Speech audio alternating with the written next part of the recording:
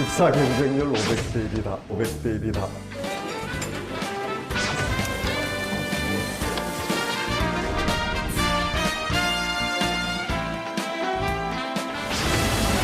키로당 한 4만 원짜리 하는 꽃등심인데 그게 도시락으로 제공되거든요. 원가만 뭐 한 15,000원 정도 한 원가만요? 끼에 가격을 책정을 한다면 한 4만 원 정도는 되지 않을까요? 맛있는 식사 먹고 한 1시간 정도 이제 잘 수 있어요.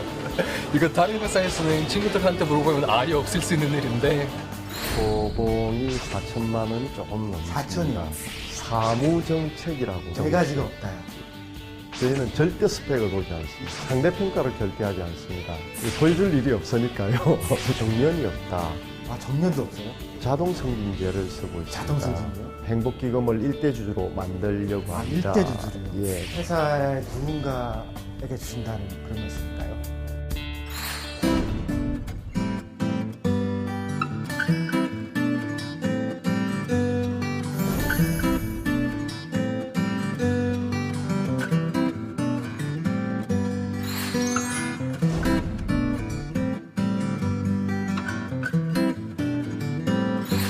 의자는 좀 편하신가요? 앉아보신 소감이 어때요? 아주 편하고 좋습니다. 예, 부족한데 세상을 좀 더 밝게 만드는데 더 노력을 해달라는 의미에서 아마 이렇게 저를 불러주신 것 같습니다. 지난번 입사 경쟁률이 500대 1이라고 들었거든요. 왜 그렇게 높은 건가요? 한 몇 년 전부터 회사가 이제 그 아침, 점심, 저녁을 호텔식 뷔페 음식을 제공을 한다. 아침, 점심, 저녁이요? 그렇습니다. 아침도 주나요? 예, 그렇습니다. 그게 소문이 좀 나서 많은 분들이 맛있는 밥 먹으러 아마 회사에 많이 지원을 하는 거 아닌가 생각을 합니다. 근데 진짜 이렇게 잘 나오나요? 원가만 뭐 한 15,000원 정도 한 끼에 원가만요? 예, 가격을 책정을 한다면 한 4만 원 정도는 되지 않을까요? 그리고 실제로 회사에서 음식을 준비해 주시는 분들이 특급 호텔 주방 출신의 요리사 분들이십니다. 아, 진짜 요리사? 예, 아주 맛있는 음식을 정성껏 잘 해주십니다. 저희가 한 달에 한 번씩 집에 있는 가족들하고 집에서 직접 편하게 해 드실 수 있도록 저희가 준비하고 있거든요. 이번 달 요즘 꽃등심 스테이크고요. 또 즐거운 금요일을 보낼 수 있게 저희가 준비하고 있습니다. 시크릿 셰프도 지금 가족들이 많이 기대하고 있거든요. 어머니 아버지가 너무 좋아하셔서 같이 먹으려고 합니다. 아니, 그 식사에 그렇게 많이 투자하시는 이유가 뭐예요? 예, 먹고 사는 게 가장 중요한 거 아니겠습니까? 예, 우선 잘 먹어야지 또 머리도 잘 돌아갈 것이고, 그래야 또 행복하게 재미있게 일도 할 것이고. 아니, 여기 점심 먹고 나서 낮잠 시간도 있다면서요. 예. 그것도 특이하던데요. 보통 이제 휴식 자체가 예, 예. 육체적인 어떤 그 릴렉스를 위한 휴식도 있지만 정신을 쉬게 만들고 예, 또 그렇죠. 기억을 정리하게 만들고 또 어떤 정서를 안정화시켜 주는데 상당한 효과가 있습니다. 그게 단 한 10분 정도를 잠시 수면을 취하더라도 말이죠. 회사는 이제 신입사원으로 들어오면 직원들에게 처음 선물 주는 게 있습니다. 아, 선물이요? 예, 마라톤화, 그다음에 마라톤복, 그리고 점심때 잠시 한 10분 정도 수면을 취할 수 있도록 목베개. 저희 회사 같은 경우에는 특히 지식산업을 하는 회사이기 때문에 어떤 정신적인 릴렉스가 상당히 중요하죠. 그래서 가능하면 전 직원이 점심때는 식후에 불을 잠시 끄고 한 10분에서 15분 정도 수면 시간을 갖도록 하고 있습니다. 행복경영팀이라는 부서를 봤거든요. 예. 그 못 본 부서인데 뭐 하는 데예요? 예, 우리가 사는 이유는 행복하기 위해서 살지 않습니까? 그렇다면 회사 경영도 결국은 그 행복을 경영을 하는 게 옳다라고 생각을 했습니다. 그래서 그 행복경영팀에서는 어떻게 하면 일이 돈을 벌기 위한 수단이 아니고 일 자체가 행복을 위한 어떤 목적으로 만들까 하는 쪽으로 이제 고민을 많이 하고 있고, 예를 들면 아침 식단을 어떻게 바꾸는 게 보다 더 직원들이 좋아할 식단. 것인가. 하드웨어 쪽보다는 소프트웨어 쪽, 그러니까 정신이나 문화나 이런 것들을 만들어가는 일을 하고 있죠. 죄송하지만 여기 연봉 수준 좀 여쭤봐도 될까요? 신입사원 초봉이 4천만 원이 조금 넘습니다. 4천이요? 그렇습니다. 뭐 일반 대기업의 상위 수준 정도는 된다고 생각을 하는데요. 그 대신에 이제 저희들은 성과급이 사실은 거의 없습니다. 성과급을 좀 많이 이 포션을 가져간다는 것은 사람을 수단으로 생각을 하는 거지 않습니까? 요즘 근데 유행입니다, 그게. 사람의 시간을 수단으로 돈으로 쓴다고 하는 것은 저는 옳은 경영과는 조금 거리가 있다라고 생각을 합니다. 저희는 그냥 생활 자체가 나눔입니다. 예를 들어서 아침에 밥 먹게 되면 회사가 자동적으로 한 끼당 1,000원을 적립을 하고, 식사를 마련을 해주고, 예. 그리고 1,000원을 또 적립한다면. 예, 적립을 하고, 그러니까 먹기만 했는데 그냥 1,000원을 매칭해 주시는 거예요? 예, 또 회사의 운동인 마라톤을 하면 키로당 또 1,000원을 적립을 하고. 32km 뛰면은 그럼 32,000원이요? 그렇습니다. 죽어라고 뛰어야겠네요. 그러니까 다른 회사랑 비교해서 정확하게 어떤 점이 다른지 한번. 저희는 사무정책이라고, 사무정책. 네 가지가 없다. 예, 그렇습니다. 싸가지가 없는 회사인데요. 첫 번째, 스펙이 없습니다. 스펙이. 예, 저희는 절대 스펙을 보지 않습니다. 입사 때 안 보신다는 말씀이죠? 그렇습니다. 저는 최종 면접을 100% 제가 다 봅니다. 그런데 제가 볼 때는 이력서를 보기는 봅니다. 단 이름 한 줄만 봅니다. 왜냐하면 대화를 해야 되니까요. 두 번째, 상대평가를 절대 하지 않습니다. 아, 그거 좋은 거예요. 예. 대학에서 상대평가하면서부터 예. 대학생이 진짜 살벌해졌거든요. 예.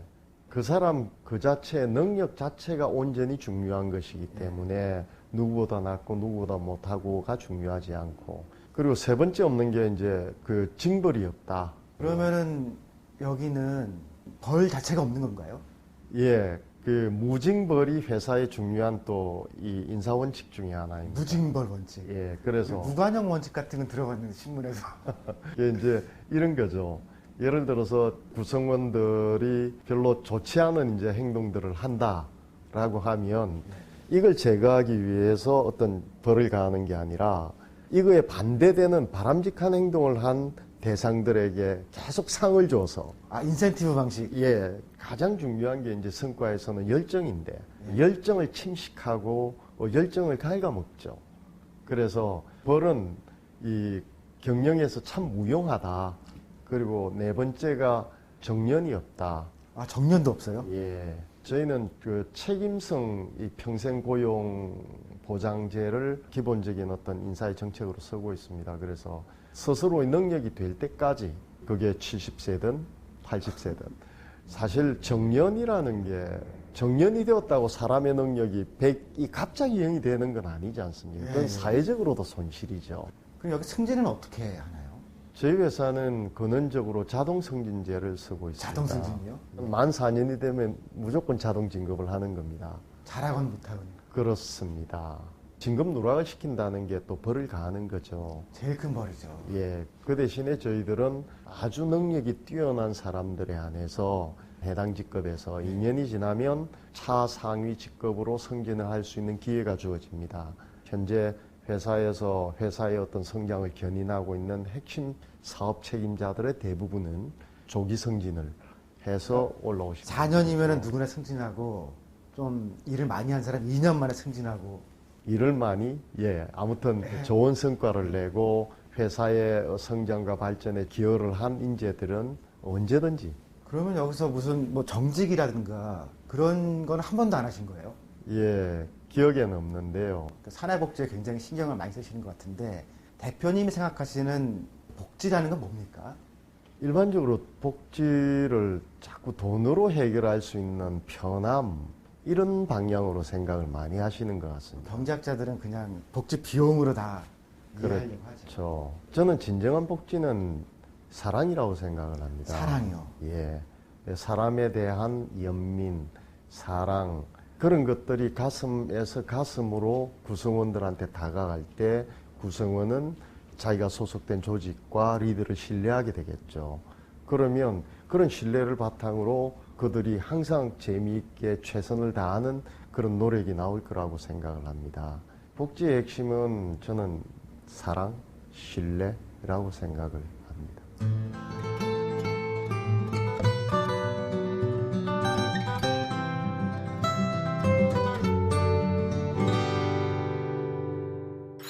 그럼 창업은 언제 생각하신 건가요?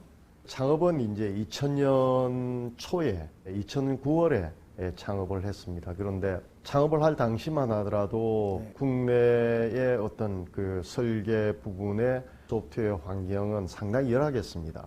대부분 외국에서 이제 개발된 소프트웨어를 가져와서 한국에서 이제 주로 사용을 했죠.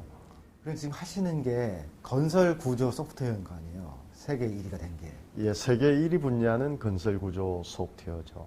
쉽게 설명 좀 해주시겠어요? 구조 설계 소프트웨어라고 하면 건물이나 교량이나 이제 이런 시설들이 바람이나 지진에 이제 안전해야 되겠죠. 또 그렇다고 그래서 너무 무턱대고 안전하게만 설계를 하면 비싸지겠죠. 예, 비싸질 테니 최적 경량화 설계가 돼야 될 겁니다. 그런 것들을 컴퓨터를 가지고 시뮬레이션을 해서 가장 안전하고 경제적인 구조물을 설계를 하는 소프트웨어를 지금 현재는 만들어서 보급을 하고 있습니다. 예를 들면 세계 최고층 건물인 브루즈 칼리파, 예, 두바이에 있죠. 아, 두바이. 예, 세계에서 가장 긴 다리, 이 러시아에 있습니다. 아, 러시아에.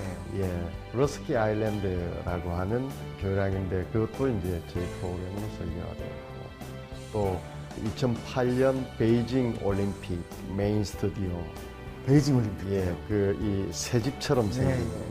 그 건물들 또 뭐 가까이는 우리나라의 인천대교 인천대교. 예. 재작년부터는 그 이태리에서 주로 저희 소프트웨어를 또 많이 썼는데요. 그럼 이유가 있나요? 예, 세계문화유산의 보존을 위해서 아, 문화재들. 예, 분석을 하고 적절한 어떤 보강 대책을 세우고 하는데도 저희 프로그램을 쓰고 있습니다. 저희 소프트웨어가 보급이 되고 난 2000년 이후에 한국에서 건설된 구조물들, 건물이든 교량이든 지하철이든 터널이든 99% 정도가 저희 프로그램으로 설계가 되었다고 보면 맞을 것 같습니다. 그럼 그때 출발은 몇 명이 하신 거예요? 한 30명 정도가 출발을 같이 했고 현재는 국내에 한 400명 그리고 해외에 한 200여 명 해서 총 600여 명이 이 근무를 하고 있습니다. 그럼 30명에서 600명이 된 거니까 예. 기계적으로 보면 한 20배. 한 20배 정도. 그 글로벌 기업의 CEO면은 백그라운드 같은 그 능력이 엄청날 거라 생각하는 사람들이 많잖아요. 근데 그냥 보니까